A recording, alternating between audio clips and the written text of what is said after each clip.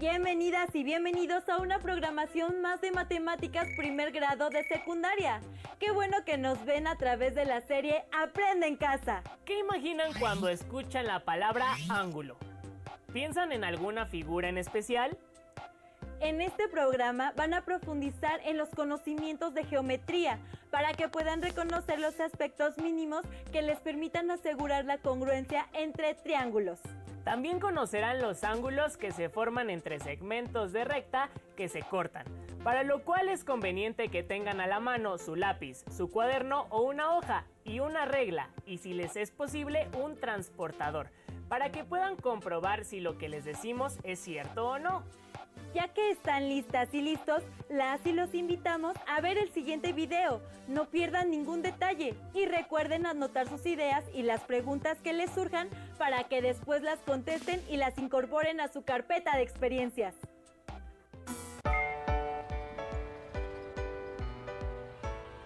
¡Cuidado! ¡Vienen autos! Es difícil atravesar una calle en diagonal. Sí, porque los cruces de peatones no son rectos. Eso me recuerda a la clase sobre ángulos que vimos en matemáticas. Una línea transversal es aquella que corta a otra, formando ángulos diferentes a 90 grados. Las flechas rojas marcan un ángulo de 120 grados.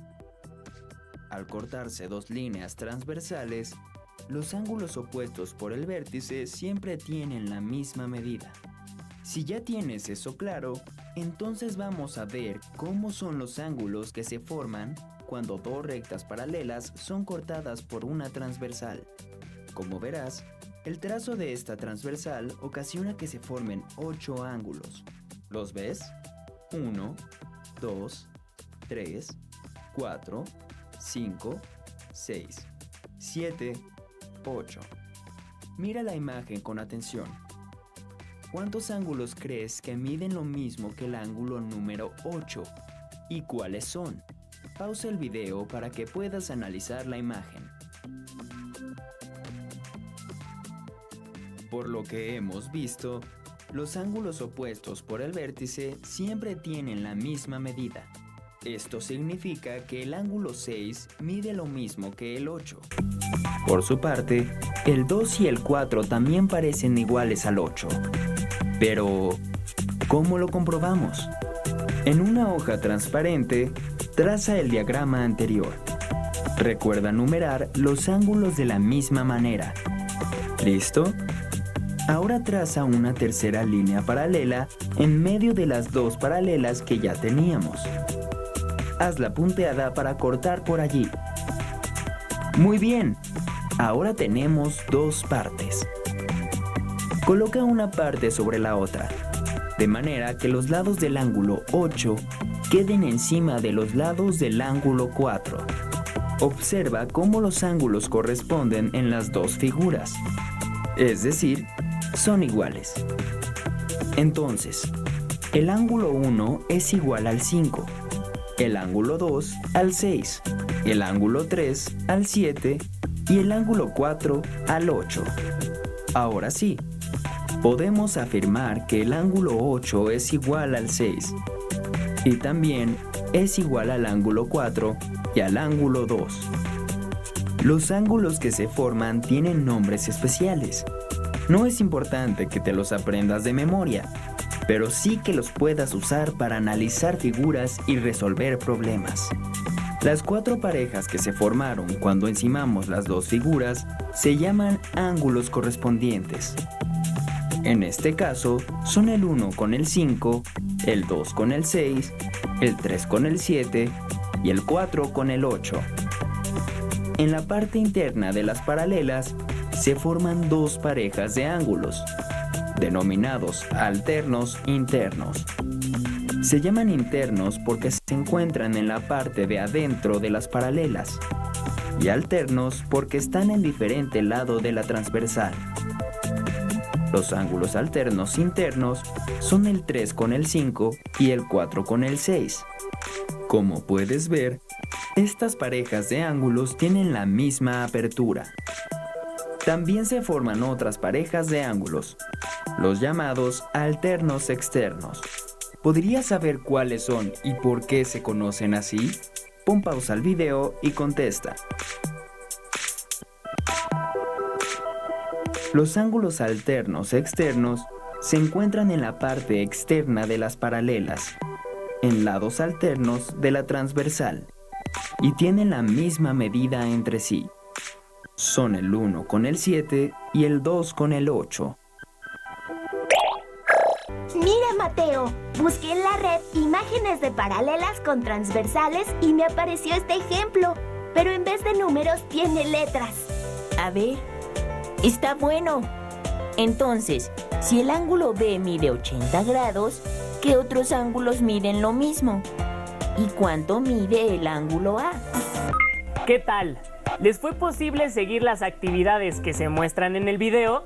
Es probable que las líneas que trazaron hayan tenido una abertura distinta a la del video, pero ¿guardaron las mismas relaciones? ¿Creen que si trazan un nuevo par de segmentos que se corten, podrán cumplirse nuevamente estas relaciones?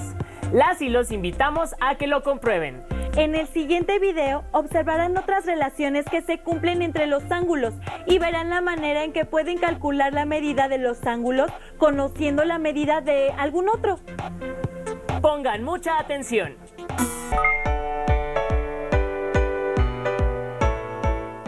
Hola, Mateo, ¿qué haces? Hola, Emma. Quise trazar algunas rectas para medir sus ángulos con el nuevo transportador que mi mamá me compró, pero sin querer lo rompí. Ahora no sé cómo hacer para saber cuánto miden. No te preocupes, te ayudo. Vamos a resolver el problema. Tracemos una línea y una transversal a esa línea formando la siguiente figura. Agreguemos letras a los ángulos. Ya sabemos que el ángulo A es igual al ángulo C porque son opuestos por el vértice. Pero ¿cómo lo podemos comprobar? Utilicemos el símbolo de ángulo. El ángulo A más el ángulo B es igual a 180 grados y forman un ángulo llano que mide 180 grados. También podemos escribirlo como una resta. 180 grados menos el ángulo A es igual a lo que mide el ángulo B. Por la misma razón, sabemos que el ángulo B más el ángulo C suman 180 grados. También podemos escribirlo como una resta. 180 grados menos el ángulo C es igual a lo que mide el ángulo B. Entonces, el ángulo A y el C son iguales, porque los dos suman 180 grados con el ángulo B. También podemos demostrarlo restando, porque cuando a 180 grados le restamos el ángulo B, nos da el ángulo A. Y cuando restamos a 180 grados el ángulo B, nos da el ángulo C. Mira el resultado de estas restas. Entonces, el ángulo A y el ángulo C miden lo mismo. Analicemos otro problema. Tenemos un triángulo entre dos líneas paralelas. Nos dan la siguiente información y nos preguntan cuánto mide el ángulo X y el ángulo Y. Empecemos por averiguar cuánto mide el ángulo Y. Sabemos que la suma de estos dos ángulos será de 180 grados, porque es un ángulo llano. Entonces, solo vamos a restar 180 grados menos 130 grados y obtendremos el valor del ángulo Y. Entonces, el ángulo Y mide 50 grados. También hay otra forma de encontrar cuánto mide el ángulo Y. Prolonguemos el lado del triángulo para observar la transversal. Estos ángulos están entre paralelas, son alternos internos. Son iguales, como este mide 50 grados, este otro también mide 50 grados. Por lo tanto, el ángulo Y mide 50 grados. También podemos observar otra cosa. Este ángulo es opuesto por el vértice con el de 50 grados, así que también mide 50 grados. Estos ángulos están entre paralelas, son correspondientes. Son iguales, por lo tanto, el ángulo Y mide 50 grados. Bueno, saber la medida del ángulo Y no fue tan complicado, ¿verdad? El ángulo X parece más difícil, pero solo tenemos que observar un poco más. Estos ángulos están entre paralelas, son correspondientes, son iguales. Entonces, este también mide 70 grados. Estos ángulos son opuestos por el vértice, entonces son iguales. Y también mide 70 grados. Observemos este ángulo llano. Ahora solo tenemos que sumar la medida de los dos ángulos que ya conocemos. 50 más 70 igual a 120. Después restárselos a 180 grados y tendremos la medida del ángulo X. 180 menos 120 igual a 60. Entonces, el ángulo X mide 60 grados. No fue tan difícil, ¿verdad, Mateo? No, ni tuve que usar el transportador. Ahora el problema es, ¿cómo le digo a mi mamá que rompí el que me compró? ¿Puedes explicarle que fue un accidente? Sí, seguro entenderá. Con el estudio de las matemáticas desarrollan una forma de pensar estructurada y sistemática. Pudieron observarlo en la forma en que se hicieron las deducciones en el video anterior. ¿Se dieron cuenta de cómo con tan solo conocer algunas medidas se pudieron deducir el resto? Las y los invitamos a que dibujen otro esquema diferente al que observaron en el video y tomen la medida de un solo ángulo para que, por su cuenta, encuentren las medidas de todos los demás. Les sugerimos que usen el transportador solamente para corroborar sus resultados finales. Ahora que conocen estas relaciones entre los ángulos, las y los invitamos a ver el siguiente video, a través del cual conocerán una de las utilidades de estas relaciones con respecto a los triángulos. Regresamos en unos minutos.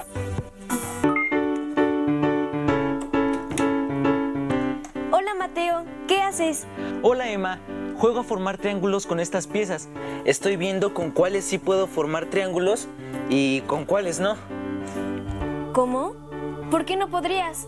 Porque con 3 segmentos de recta de diferente longitud, hay veces que puedo formar un triángulo y otras que no. ¿En serio? Sí, mira. ¿Es posible que con 3 segmentos siempre se pueda construir un triángulo?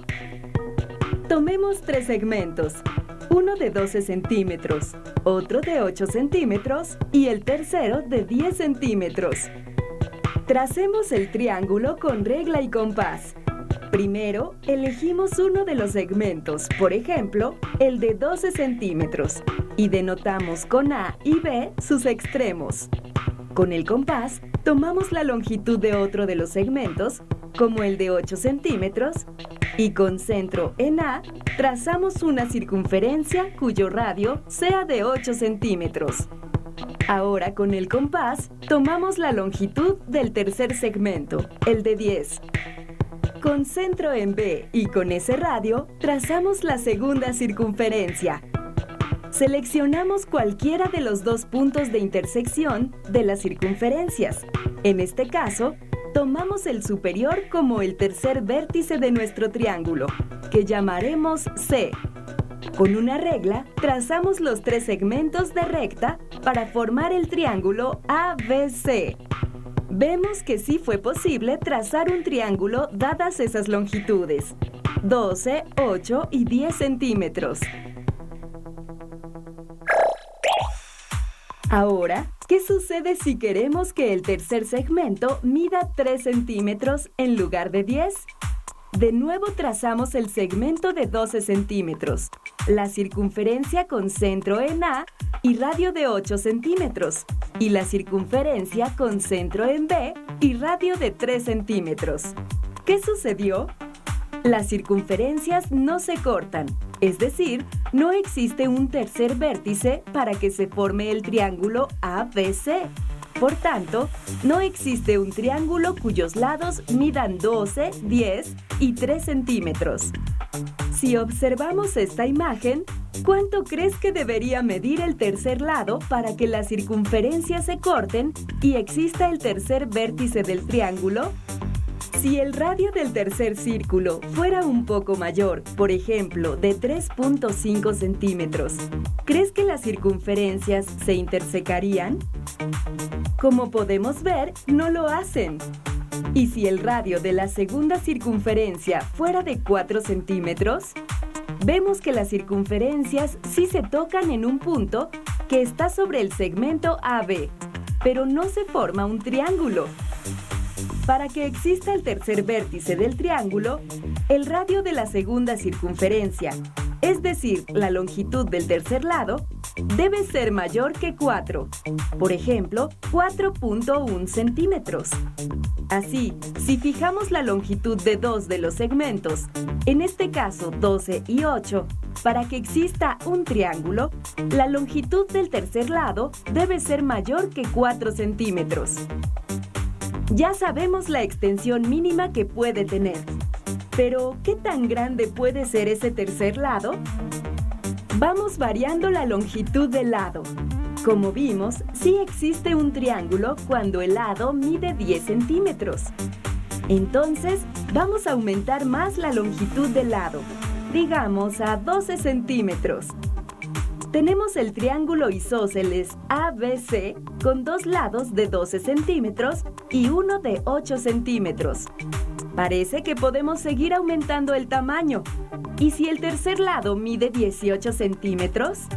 Veamos que todavía podemos construir el triángulo. ¿Y si el tercer lado midiera 20 centímetros? Vemos que el vértice C queda alineado con el segmento AB y no se forma un triángulo.